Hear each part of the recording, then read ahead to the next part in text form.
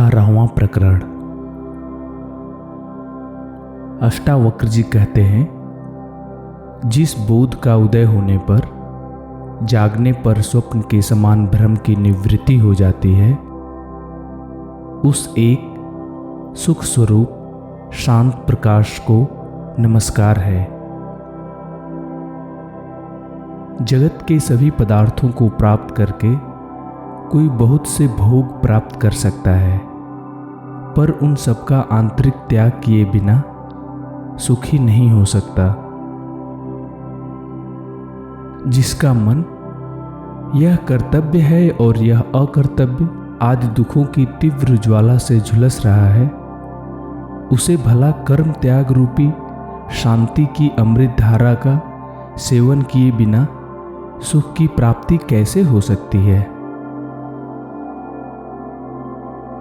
यह संसार केवल एक भावना मात्र है, परमार्थतः कुछ भी नहीं है।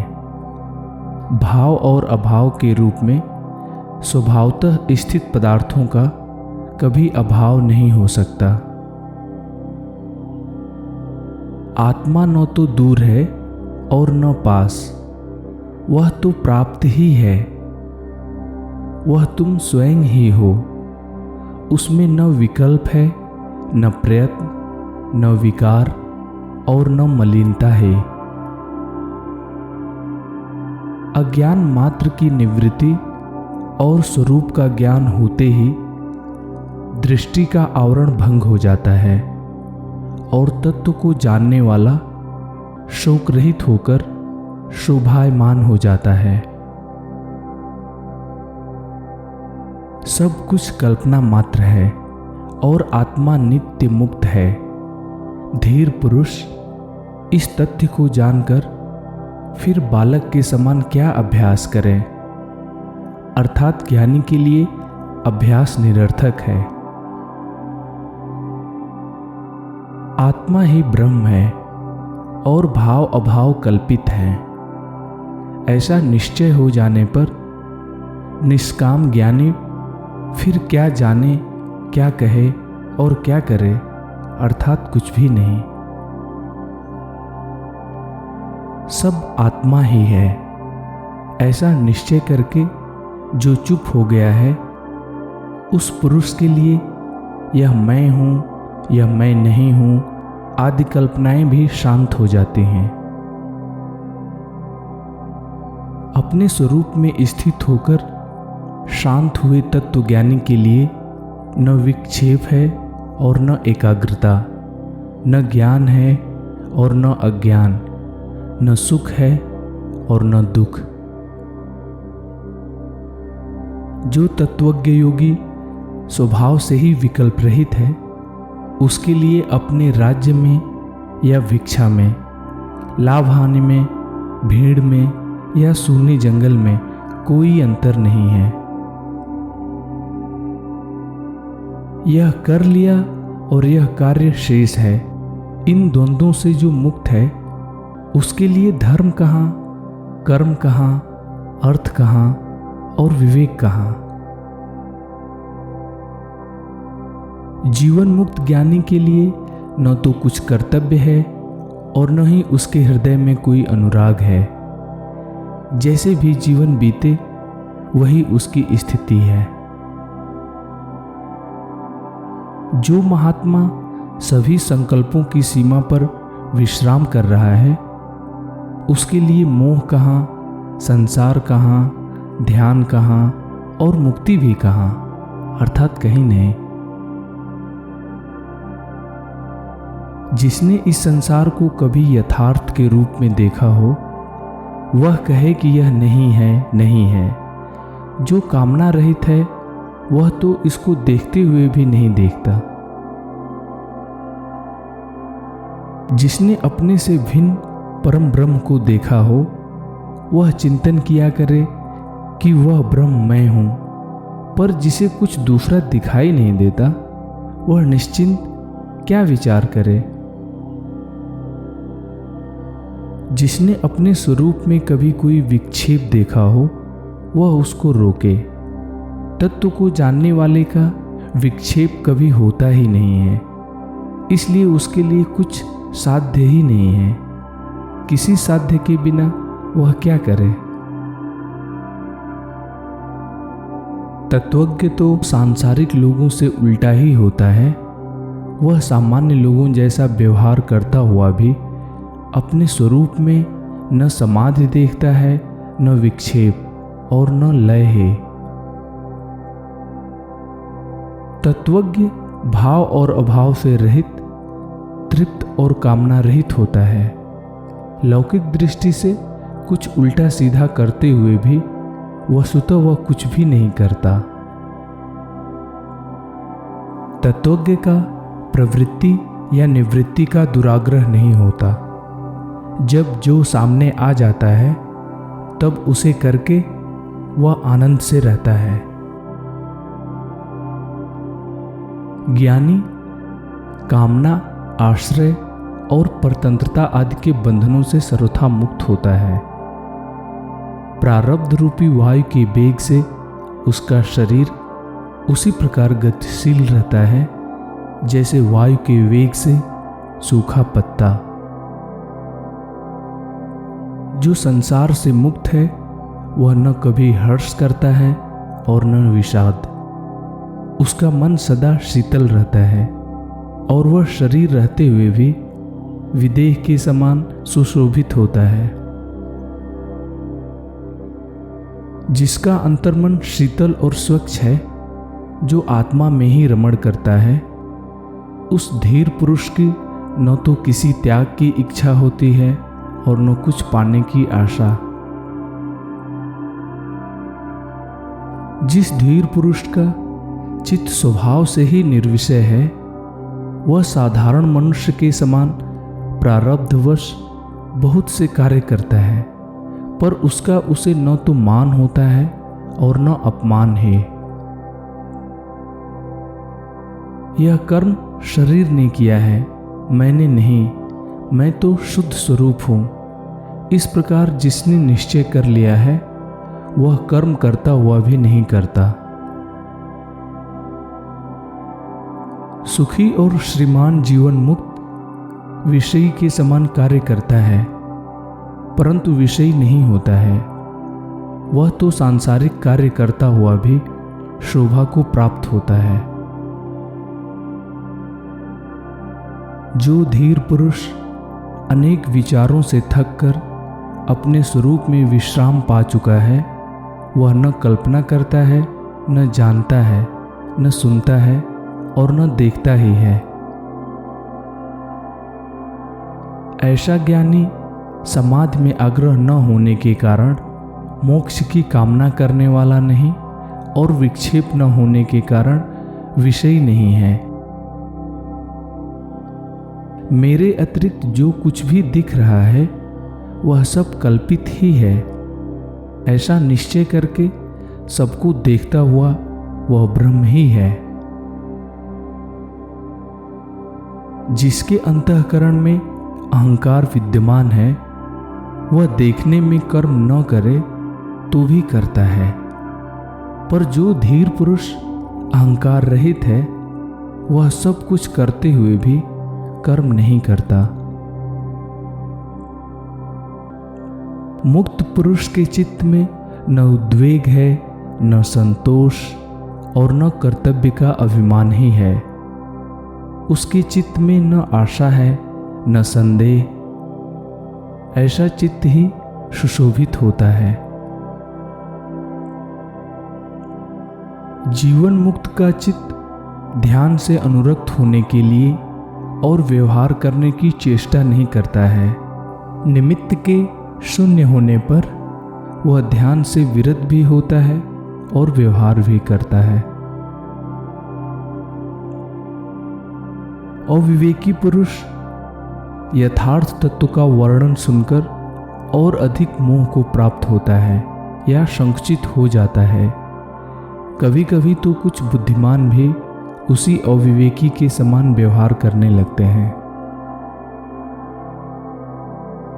मूढ़ पुरुष बार बार चित्त की एकाग्रता और निरोध का अभ्यास करते हैं। धीर पुरुष सुषुप्त के समान अपने स्वरूप में स्थित रहते हुए कुछ भी कर्तव्य रूप से नहीं करते। मूढ़ पुरुष प्रयत्न से या प्रयत्न के त्याग से शांति प्राप्त नहीं करता, पर प्रज्ञावान पुरुष तत्व के निश्चय मात्र से शांति प्राप्त कर लेता है। आत्मा के संबंध में जो लोग अभ्यास में लग रहे हैं, वे अपने शुद्ध, बुद्ध, प्रिय, पूर्ण, निष्प्रपंच और निरामय ब्रह्म स्वरूप को बिल्कुल नहीं जानते। अज्ञानी मनुष्य कर्म रूपी अभ्यास से मुक्ति नहीं पा सकता और ज्ञानी कर्म रहित होने पर भी केवल ज्ञान से मुक्ति प्राप्त कर लेता है। अज्ञानी को ब्रह्म का साक्षात्कार नहीं हो सकता क्योंकि वह ब्रह्म होना चाहता है। ज्ञानी पुरुष इच्छा न करने पर भी पर ब्रह्म बोध स्वरूप में रहता है। अज्ञानी निराधार आग्रहों में पड़कर संसार का पोषण करते रहते हैं। ज्ञानियों ने सभी अनर्थों की जड़ इस संसार की सत्ता का ही पूर्ण नाश कर दिया है। अज्ञानी शांति नहीं प्राप्त कर सकता क्योंकि वह शांत होने की इच्छा से ग्रस्त है। ज्ञानी पुरुष तत्व का दृढ़ निश्चय करके सदैव शांत चित्त ही रहता है। अज्ञानी को आत्म साक्षात्कार कैसे हो सकता है जब वह दृश्य पदार्थों के आश्रय को स्वीकार करता है। ज्ञानी पुरुष तो वे हैं जो दृश्य पदार्थों को न देखते हुए अपने अविनाशी स्वरूप को ही देखते हैं। जो आग्रह करता है उस मूर्ख का चित्त शांत कहाँ है। आत्मा में रमण करने वाले धीर पुरुष का चित्त तो सदैव स्वाभाविक रूप से शांत ही रहता है। कोई पदार्थ सत्ता की भावना करता है और कोई पदार्थों की असत्ता की। ज्ञानी तो भाव अभाव दोनों की भावना को छोड़कर निश्चिंत रहता है। बुद्धिहीन पुरुष अज्ञानवश अपने शुद्ध अद्वितीय स्वरूप का ज्ञान तो प्राप्त करते नहीं, पर केवल भावना करते हैं। उन्हें जीवन पर्यंत शांति नहीं मिलती। मोक्ष की कामना करने वाले पुरुष की बुद्धि कुछ आश्रय ग्रहण किए बिना नहीं रहती। मुक्त पुरुष की बुद्धि तो सब प्रकार से निष्काम और निराश्रय ही रहती है। अज्ञानी पुरुष विषय रूपी मतवाले हाथियों को देखकर भयभीत हो जाते हैं और शरण के लिए तुरंत निरोध और एकाग्रता की सिद्धि के लिए झटपट चित्त की गुफा में घुस जाते हैं। कामना रहित ज्ञानी सिंह है। उसे देखते ही विषय रूपी मतवाले हाथी चुपचाप भाग जाते हैं। उनकी एक नहीं चलती, उल्टे वे तरह तरह से खुशामद करके सेवा करते हैं। शंका रहित ज्ञानी पुरुष मुक्ति के साधनों का अभ्यास नहीं करता। वह तो देखते, सुनते, छूते, सूंघते, भोगते हुए भी आनंद में मग्न रहता है। शुद्ध बुद्धि पुरुष वस्तु तत्व के केवल सुनने मात्र से आकुलता रहित हो जाता है। फिर आचार, अनाचार या उदासीनता पर उसकी दृष्टि नहीं जाती। स्वभाव में स्थित ज्ञानी शुभ हो या अशुभ, जो जब करने के लिए सामने आ जाता है तब वह उसे बालक की चेष्टा के समान सरलता से कर डालता है। स्वतंत्रता से ही सुख की प्राप्ति होती है। स्वतंत्रता से ही परम तत्व की उपलब्धि होती है। स्वतंत्रता से ही परम शांति की प्राप्ति होती है। स्वतंत्रता से ही परम पद मिलता है। जब साधक अपने आप को अकर्ता और अभोक्ता निश्चय कर लेता है, तब उसके चित्त की सभी वृत्तियां क्षीण हो जाती हैं। स्थित प्रज्ञ पुरुष की स्वाभाविक स्थिति विक्षोभ युक्त होने पर भी श्रेष्ठ है, पर जिसके चित्त में अनेक इच्छाएं भरी हैं, उस अज्ञानी पुरुष पर बनावटी शांति शोभा नहीं पाती। स्थित प्रज्ञ पुरुष बड़े भोगों में आनंद करते हैं और परतों की गहन गुफाओं में भी निवास करते हैं, पर वे कल्पना, बंधन और बुद्ध की वृत्तियों से मुक्त होते हैं।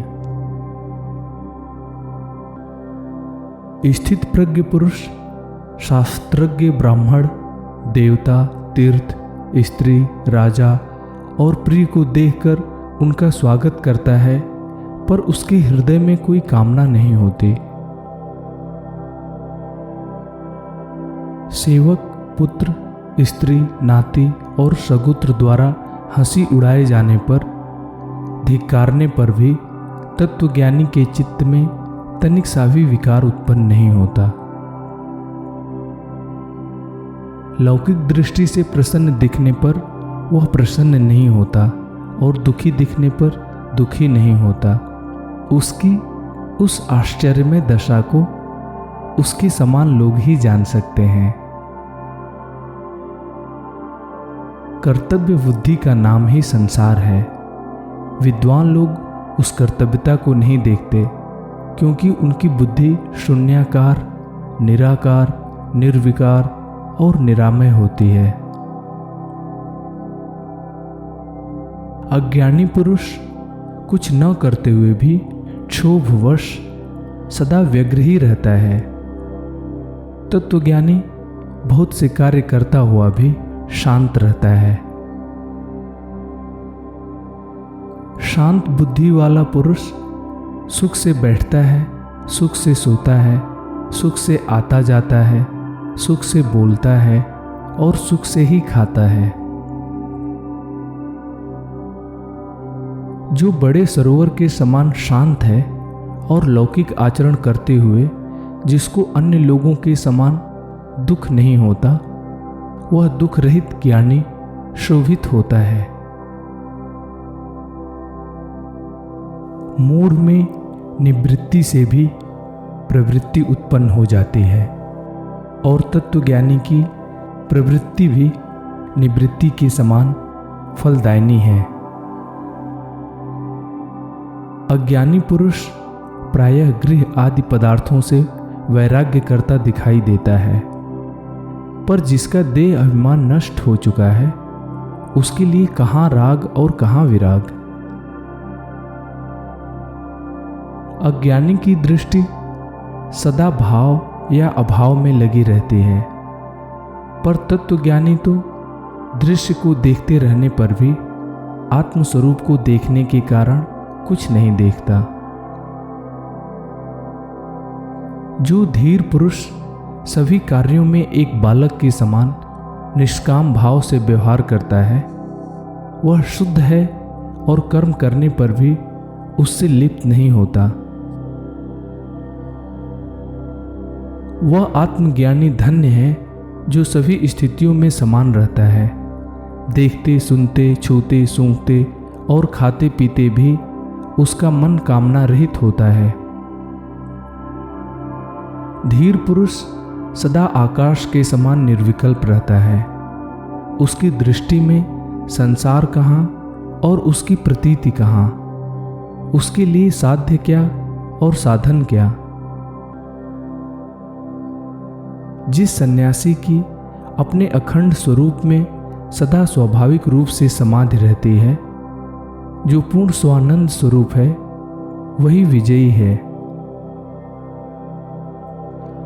बहुत कहने से क्या लाभ। महात्मा पुरुष भोग और मोक्ष दोनों की इच्छा नहीं करता और सदा सर्वत्र राग रहित होता है। महातत्व से लेकर संपूर्ण द्वैत रूप दृश्य जगत नाम मात्र का ही विस्तार है। शुद्ध बोध स्वरूप धीर ने जब उसका भी परित्याग कर दिया, फिर भला उसका क्या कर्तव्य शेष है?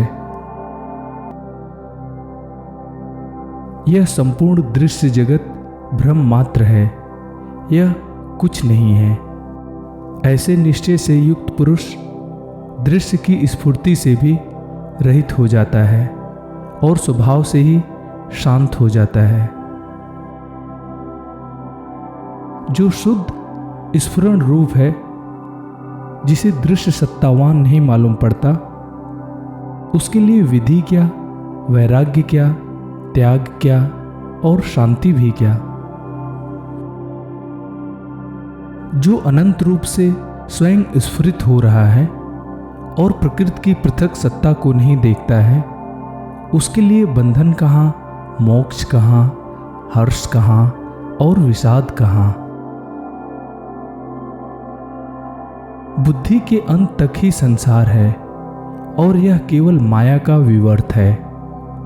इस तत्व को जानने वाला बुद्धिमान ममता, अहंकार और कामना से रहित होकर शोभित होता है। जो मुनि संताप से रहित अपने अविनाशी स्वरूप को जानता है, उसके लिए विद्या कहाँ और विश्व कहाँ, अथवा देह कहाँ और अहंता ममता कहाँ। जड़ बुद्धि वाला यदि निरोध आदि अभ्यासों को छोड़ देता है, तो अगले क्षण बड़े बड़े मनोरथ बनाने और प्रलाप करने लगता है। अज्ञानी तत्व का श्रवण करके भी अपनी मूर्खता का त्याग नहीं करता। वह बाह्य रूप से तो निसंकल्प हो जाता है, पर उसके अंतर्मन में विषयों की इच्छा बनी रहती है। ज्ञान से जिसका कर्म बंधन नष्ट हो गया है, वह लौकिक रूप से कर्म करता रहे तो भी उसके कुछ करने या कहने का अवसर नहीं रहता। वास्तव में वह अकर्ता और अवक्ता है। जो धीर सदा निर्विकार और भयरहित है, उसके लिए अंधकार कहाँ, प्रकाश कहाँ और त्याग कहाँ। उसके लिए किसी का अस्तित्व नहीं रहता। तत्वज्ञानी को धैर्य कहाँ, विवेक कहाँ और निर्भयता भी कहाँ। उसका स्वभाव अनिर्वचनीय है और वह वस्तुतः स्वभाव रहित है। तत्वज्ञानी के लिए न स्वर्ग है, न नरक और न जीवन मुक्ति है। इस संबंध में अधिक कहने से क्या लाभ है? योग की दृष्टि से कुछ भी नहीं है। तत्वज्ञानी का चित्त ऐसे शीतल रहता है जैसे वह अमृत से परिपूर्ण हो। वह न लाभ की आशा करता है और न हानि का शोक। तत्वज्ञानी पुरुष न संत की स्तुति करता है और न दुष्ट की निंदा। वह सुख दुख में समान स्वयं में तृप्त रहता है। वह अपने लिए कोई भी कर्तव्य नहीं देखता। तत्वज्ञानी पुरुष न संसार से द्वेष करता है और न आत्मदर्शन की इच्छा। वह हर्ष और शोक से रहित है। लौकिक दृष्टि से वह न तो मृत है और न जीवित। जो धीर पुरुष पुत्र स्त्री आदि के प्रति आसक्ति से रहित होता है, विषय की उपलब्धि में उसकी प्रवृत्ति नहीं होती, अपने शरीर के लिए भी निश्चिंत रहता है, सभी आशाओं से रहित होता है, वह सुशोभित होता है। जहाँ सूर्यास्त हुआ वहाँ सो लिया, जहाँ इच्छा हुई वहाँ रह लिया, जो सामने आया उसी के अनुसार व्यवहार कर लिया। इस प्रकार धीर सर्वत्र संतुष्ट रहता है। जो अपने आत्म स्वरूप में विश्राम करते हुए सभी प्रपंचों का नाश कर चुका है, उस महात्मा को शरीर रहे अथवा नष्ट हो जाए ऐसी चिंता भी नहीं होती।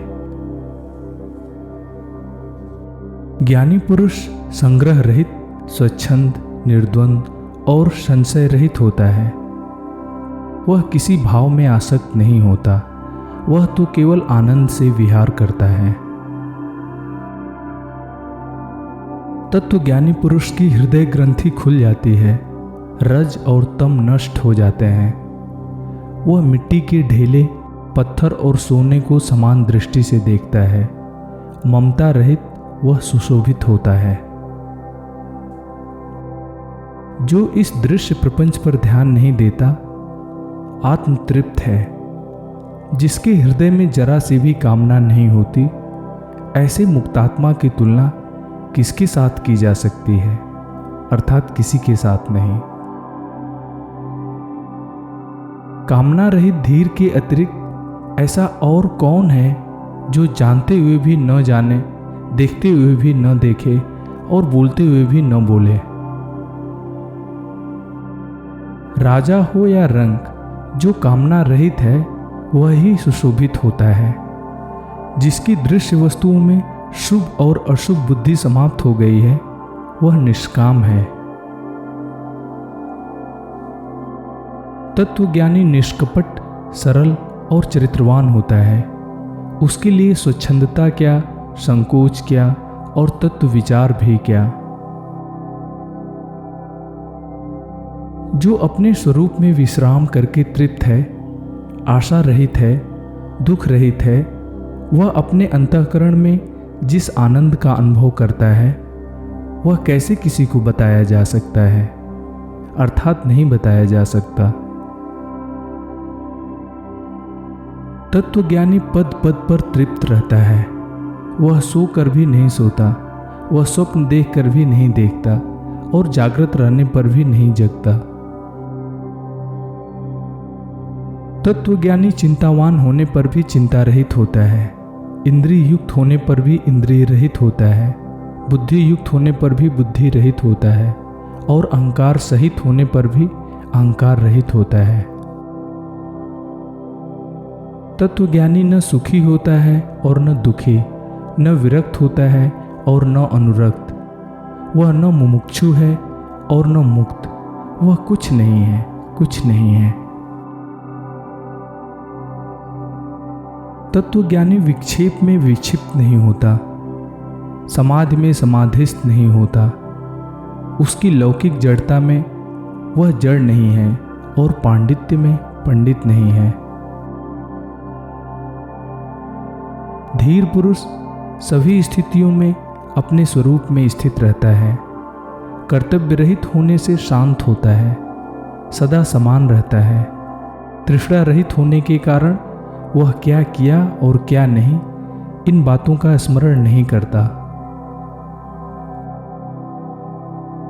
वंदना करने से वह प्रसन्न नहीं होता, निंदा करने से क्रोधित नहीं होता, मृत्यु से उद्वेग नहीं करता और जीवन का अभिनंदन नहीं करता।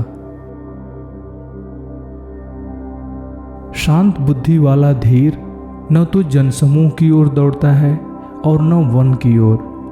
वह जहाँ जिस स्थिति में होता है वहाँ ही समचित्त से आसीन रहता है। 19वां प्रकरण।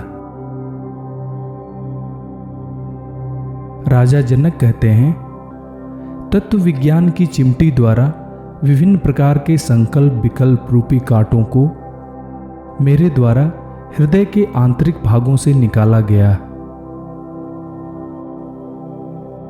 अपनी महिमा में स्थित मेरे लिए क्या धर्म है और क्या काम है, क्या अर्थ है और क्या विवेक है, क्या द्वैत है और क्या अद्वैत है, अर्थात कुछ भी नहीं।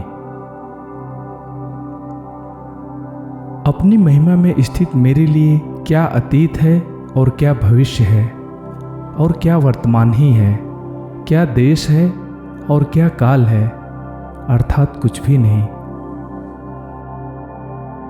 अपनी महिमा में स्थित मेरे लिए क्या आत्मा है और क्या अनात्मा है, तथा क्या शुभ है और क्या अशुभ है, क्या विचार युक्त होना है और क्या निर्विचार होना है, अर्थात कुछ भी नहीं। अपनी महिमा में स्थित मेरे लिए क्या स्वप्न है और क्या सुषुप्ति है, तथा क्या जागरण है और क्या तुरीय अवस्था है, अथवा क्या भय ही है, अर्थात कुछ भी नहीं। अपनी महिमा में स्थित मेरे लिए क्या दूर है और क्या पास है, तथा क्या बाह्य है और क्या आंतरिक है, क्या स्थूल है और क्या सूक्ष्म है, अर्थात कुछ भी नहीं। अपनी महिमा में स्थित मेरे लिए क्या मृत्यु है और क्या जीवन है, तथा क्या लौकिक है और क्या परलौकिक है, क्या लय है और क्या समाधि है, अर्थात कुछ भी नहीं। अपनी आत्मा में नित्य स्थित मेरे लिए जीवन के 3 उद्देश्य निरर्थक हैं। योग पर चर्चा अनावश्यक है और विज्ञान का वर्णन अनावश्यक है। 20वां प्रकरण। राजा जनक कहते हैं, मेरे निष्कलंक स्वरूप में 5 महाभूत कहाँ हैं, या शरीर कहाँ है, और इंद्रियां या मन कहाँ है, शून्य कहाँ है और निराशा कहाँ है। सदा सभी प्रकार के द्वंद्वों से रहित मेरे लिए क्या शास्त्र है और क्या आत्मज्ञान अथवा क्या विषय रहित मन ही है, क्या प्रसन्नता है या क्या संतोष है, अर्थात कुछ नहीं। क्या विद्या है या क्या अविद्या, क्या मैं है या क्या वह है, और क्या मेरा है, क्या बंधन है, और क्या मोक्ष है, या स्वरूप का क्या लक्षण है, अर्थात कुछ भी नहीं। क्या प्रारब्ध कर्म है और क्या जीवन मुक्ति है, सर्वदा परिवर्तन से रहित मुझ में क्या शरीरहीन कैवल्य है, अर्थात कुछ भी नहीं। सदा स्वभाव से रहित मुझ में कौन करता है और कौन भोगता, क्या निष्क्रियता है और क्या क्रियाशीलता, क्या प्रत्यक्ष है और क्या अप्रत्यक्ष, अर्थात कुछ भी नहीं। अपने अद्वैत स्वरूप में स्थित मेरे लिए क्या संसार है और क्या मुक्ति की इच्छा, कौन योगी है और कौन ज्ञानी, कौन बंधन में है और कौन मुक्त, अर्थात कोई नहीं। अपने अद्वैत स्वरूप में स्थित मेरे लिए क्या सृष्टि है और क्या प्रलय, क्या साध्य है और क्या साधन, कौन साधक है और क्या सिद्धि है, अर्थात कुछ भी नहीं। विशुद्ध मुझ में कौन ज्ञाता है और क्या प्रमाण है, क्या ज्ञेय है और क्या ज्ञान, क्या स्वल्प है और क्या सर्व, अर्थात कुछ भी नहीं। सदा निष्क्रिय मुझ में क्या अन्य मनस्कता है और क्या एकाग्रता, क्या विवेक है और क्या विवेकहीनता, क्या हर्ष है और क्या विषाद, अर्थात कुछ भी नहीं। सदा विचार रहित मेरे लिए क्या संसार है और क्या परमार्थ, क्या सुख है और क्या दुख, अर्थात कुछ भी नहीं।